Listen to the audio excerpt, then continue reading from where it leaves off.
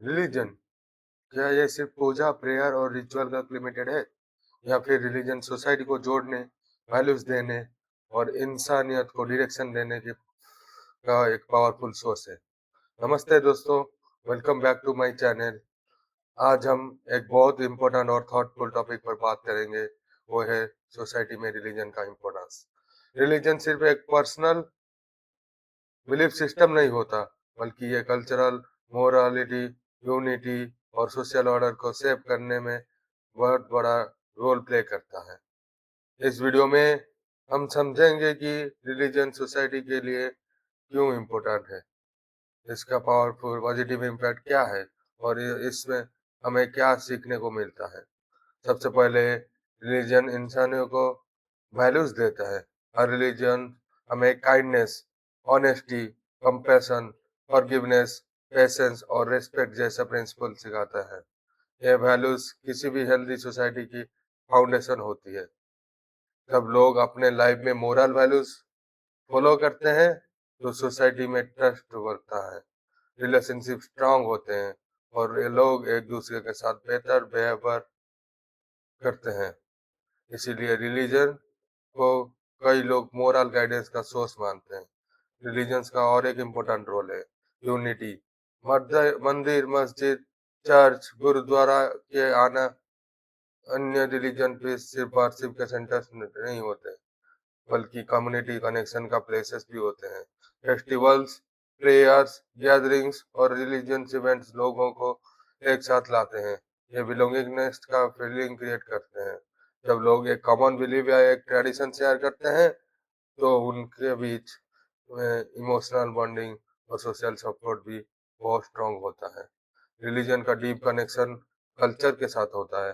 हमारा festivals, traditions, customs, songs, stories और family practice अक्सर रिलीजन के इन्फ्लुएंस होते हैं। एक जनरेशन से दूरी दूसरी जनरेशन तक वैल्यूज की और ट्रेडिशन की पास करने में रिलीजन का बड़ा कंट्रीब्यूशन है। इस तरह रिलीजन सिर्फ फेथ को नहीं, बल्कि हेरिटेज और इन आइडेंटिटी को भी प्रोटेक्ट करता है।